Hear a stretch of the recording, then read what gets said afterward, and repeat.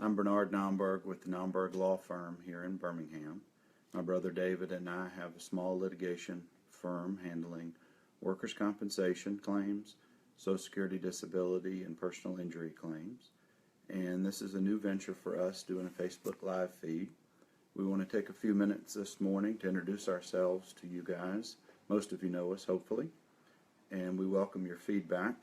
We're going to try to do this each week, address a couple of minutes on various segments of the law and things that we practice and things that may be trends out there, hopefully to inform folks of a little bit of the law, to educate them a little bit.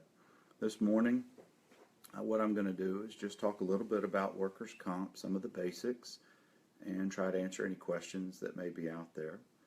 We certainly welcome any feedback during the live video. And just type us any questions. You may have questions that you want addressed for maybe in the future or now. We certainly welcome those.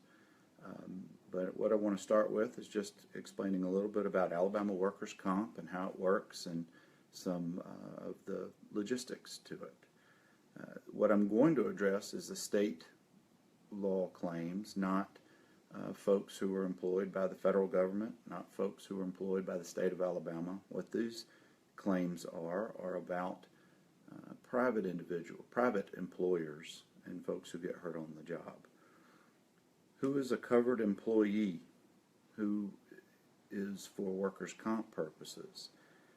That's any employee is someone who does a job and earns wages, not folks who are volunteers. And there are a few other exceptions that would exclude someone getting hurt, such as domestic servants, farm laborers, casual employees, and those folks who, those employers who have less than 5 employees on the job. If those are different types of claims and wouldn't be covered under the laws that I'm referring to today. An employee or a worker, and this is I'm reading from the Act here, is defined to include every person in the service of another, under contract for hire, express or implied, except or also including minors who are legally permitted to work under the state laws of Alabama.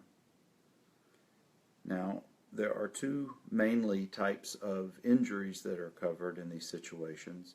That could be either a traumatic event where someone is injured on the job due to an accident of some sort, slip and fall, a car accident, those types of things, a single event that creates the injury.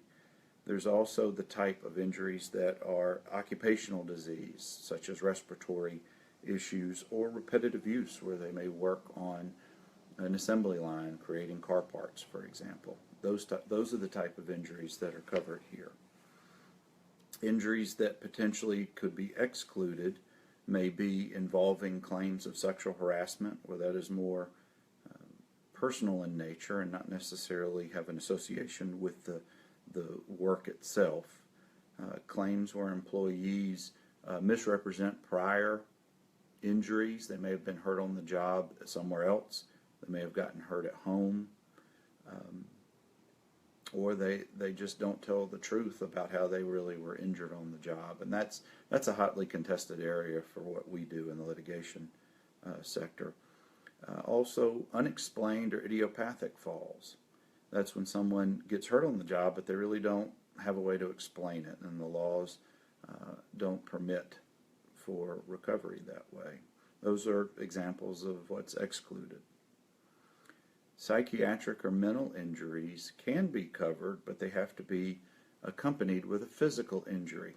An example of a recent case that we had was a woman was working at a check cashing place, and she was found herself unfortunately in a kidnapping situation, and during her escape she ran out the store, but ended up tearing up her knee, ligaments in her knee. So she had a physical injury, and she also was diagnosed and suffered from post-traumatic stress disorder. So that was a physical injury coupled with a mental injury, and both were covered in that situation.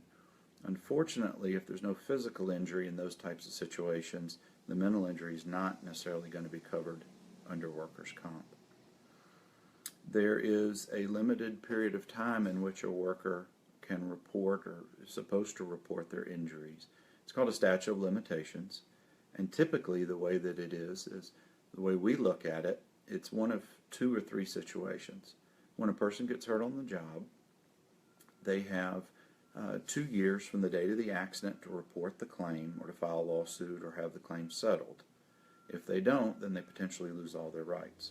The other way that we figure the statute of limitations is if they're receiving weekly comp checks because they're not working due to these injuries and the insurance company's paying them what we call weekly comp payments, it should be the statute of limitations can be 2 years from the date of the last check being paid. There's a few other examples or criteria for statute of limitations, but those are the 2 most common ones.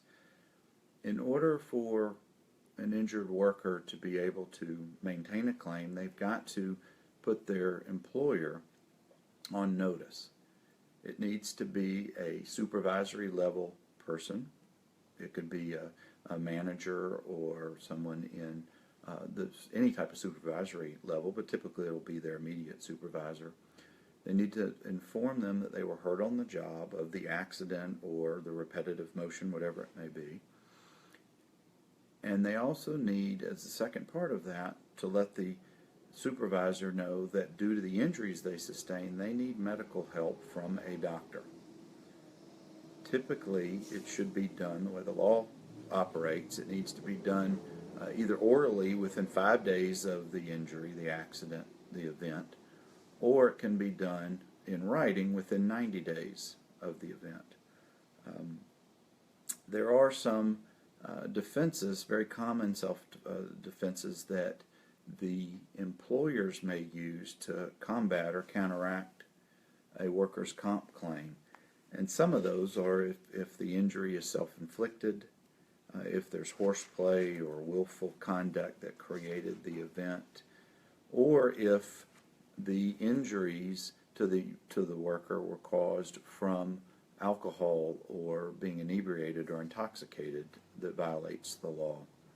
And there's exceptions to all of those, but that's just in general in this overview. The other most common area that we have to deal with that are contested claims is injuries that occur during recreational or non-work activities. Those can also be covered.